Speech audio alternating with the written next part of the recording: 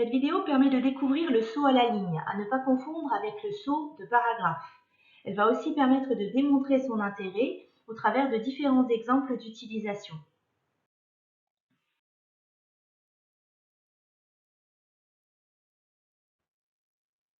Lorsqu'on saisit un bloc d'adresse, voilà ce qui se passe assez classiquement.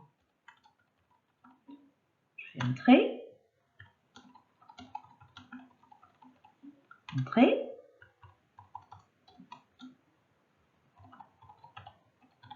très bien.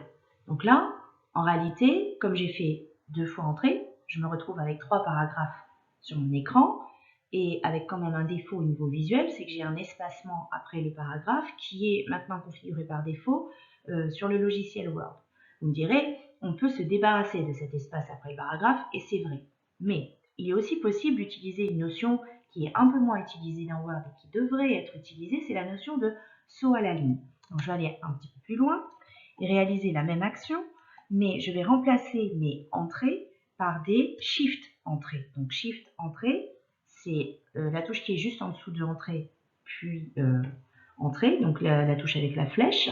Quand je fais shift entrée, j'ai le symbole du saut à la ligne qui apparaît, le caractère non imprimable, puisque je travaille avec les caractères non imprimables. Donc là, je viens d'aller à la ligne tout en restant dans le même paragraphe, qui est celui-ci, balisé par ma marque de paragraphe. Je vais continuer avec ma même adresse. Très bien. Donc au-delà de l'aspect visuel, il y a un autre intérêt, c'est au niveau des sélections, puisque par la suite, quand je vais vouloir manipuler ce paragraphe, eh bien ici, je suis réellement sur un seul paragraphe, alors qu'au-dessus, je suis sur 3 paragraphes. Donc dès lors que je vais vouloir, par exemple, le cas simple, centrer ce paragraphe, il va falloir que je sélectionne, puisqu'en réalité, j'ai 3 paragraphes. Si je me place juste sur Pierre Dupont et que je demande à centrer, je ne vais centrer que cette ligne-là, ce qui me force donc à sélectionner l'intégralité des lignes pour ensuite décider de centrer. Manip supplémentaire. Dans le deuxième cas, je suis sur un seul paragraphe composé de 2 sauts à la ligne. Donc quand je vais centrer, je vais bien centrer l'intégralité de mon paragraphe. Ce serait exactement la même chose pour les bordures. Si ici je demande une bordure, ça ne va se mettre que sur cette ligne-là. Si je décide de le mettre partout, il va falloir sélectionner l'intégralité et mettre mes bordures de cette manière. Alors que dans l'autre cas, il va me suffire de bordurer. Donc le saut à la ligne a comme premier intérêt d'éviter des sélections inutiles et de considérer un paragraphe comme un seul bloc pour toutes les manipulations de mise en forme.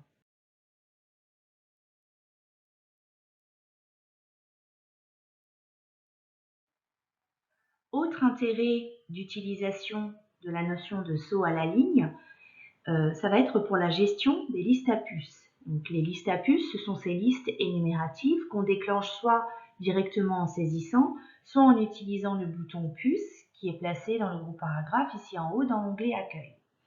Imaginons que je déclenche donc une liste à puces, je vais faire un tiret espace, ça déclenche automatiquement une liste à puces, on s'en rend compte grâce à cet éclair que Word fait apparaître à chaque fois que quelque chose d'automatique est créé. Donc là, je sais que je suis dans un système de liste automatisée, ce qui explique que quand je vais taper Pierre, puis faire entrer, donc créer un nouveau paragraphe, il va me créer une nouvelle puce automatiquement.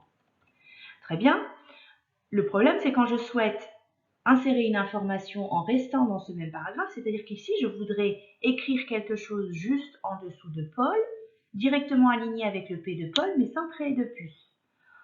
Vous me direz, je fais entrer, il me fait une puce, cette puce m'embête, je la supprime. Oui, pourquoi pas, effectivement. Très bien, sauf que si je fais ça, quand je vais faire entrer une nouvelle fois, même si j'ai eu le résultat escompté au départ, je suis en fait sortie du système des listes à puces automatisées. Donc j'ai perdu un peu de l'intérêt de mon outil parce que j'ai décidé d'enlever la puce un petit peu comme ça rapidement. Alors je vais me remettre dans la position de départ et là je vais me dire, ben oui, j'ai appris la notion de saut à la ligne. Donc je vais aller à la ligne sans changer de paragraphe en utilisant Shift Entrée et je me retrouve bien de la même manière, donc, mais cette fois-ci directement aligné avec le P de Paul. Je vais pouvoir écrire ce que j'ai à écrire, mais cette fois-ci, quand je vais faire entrer de nouveau, je vais me retrouver avec une nouvelle puce, puisque je ne suis pas sortie du système des listes automatisées. Et ensuite, évidemment, si je veux sortir, parce que j'ai fini, je ne veux pas directement continuer avec une nouvelle puce, je fais entrer une première fois, il me crée une puce, entrer une deuxième fois, il sort du système des listes à puces.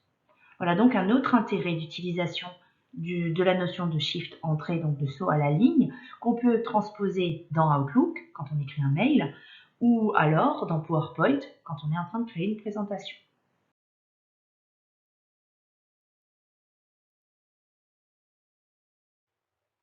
Un autre argument pour l'utilisation de cette notion de saut à la ligne, donc shift entrée, pour les utilisateurs plus avertis cette fois-ci. Donc là, on va parler des taquets de tabulation. Imaginons que je souhaite créer une table tarifaire pour des fruits, mettons, et que je souhaite que le tarif soit aligné, mais pas directement ici, un petit peu plus loin. Donc je vais poser un taquet à 8 cm sur ma page. Je vais pousser au taquet avec ma touche tabulation et je vais quand même modifier les caractéristiques de mon taquet pour demander à ce que l'alignement se fasse à droite et que ce taquet soit rempli par des points. Très bien. Que l'espace soit rempli par des points. Donc j'ai créé mes points de suite, mon alignement à 8, donc je vais écrire mon tarif pomme et ensuite je vais utiliser volontairement pour commencer entrée pour continuer ma table tarifaire. Donc je vais bien sûr bénéficier du taquet de tabulation que j'ai créé au-dessus, hein. Ça il n'y a pas de problème. Il le récupère automatiquement.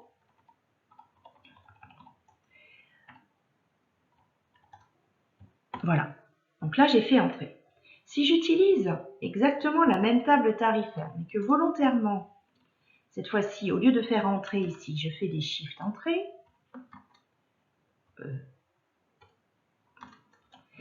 je me retrouve avec la même présentation, une exception près, hein, on en a déjà parlé, le fait qu'ici, j'ai un espacement après chaque paragraphe, mais surtout, le plus important, c'est qu'au moment où, éventuellement, je vais vouloir modifier cette présentation, je vais être beaucoup plus embêtée sur ce premier cas que sur ce deuxième cas. Pourquoi ? Imaginons que je me dise, bah tiens, la table tarifaire, ça serait quand même plus joli si les tarifs étaient complètement alignés à droite, ici sur la marge de droite. Dans le premier cas, je ne pense pas à agir tout de suite. Je sais que pour modifier l'emplacement de l'alignement, je vais aller agir sur mon taquet de tabulation. Je le décale ici vers la droite. Très bien.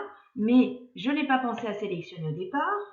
Et je me retrouve avec des alignements complètement biscornus, avec après la possibilité évidemment de rattraper tout ça. Mais c'est vrai que quand ensuite je sélectionne l'intégralité, je cherche mon taquet de tabulation qui est bien plus discret que tout à l'heure parce qu'il est un peu grisé. Parce que le logiciel se demande, bon, alors attendez, là, il n'y a pas le même taquet sur toutes les lignes. Alors, voilà, par le fait de montrer ce taquet de manière grisée, il nous indique qu'on n'a pas la même chose sur toutes les lignes. Bon, même si, évidemment, sur cet exemple simple, on s'en rend compte très rapidement.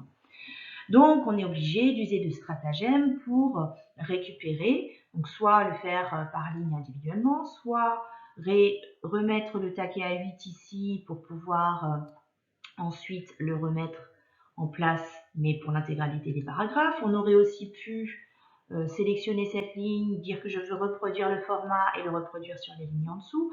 Il y a toujours un moyen, il n'y a pas de problème, c'est vrai. Sauf que ici, dans le cas où j'ai pensé à faire Shift Entrée, eh bien, j'ai pas besoin de me poser de questions, quelle que soit la ligne sur laquelle je vais être positionnée. Si je décide de modifier, par exemple, l'emplacement de mon taquet, mais ça pourrait aussi être l'alignement ou les caractéristiques des points de suite, si je mets des traits à la place des points, mais il n'y a pas de problème. Comme pour le logiciel, tout ce bloc-là correspond à un seul paragraphe, la modification se fait pour l'intégralité du paragraphe. Et ça, pour qui a déjà manipulé les taquets de tabulation, c'est quand même un sacré avantage.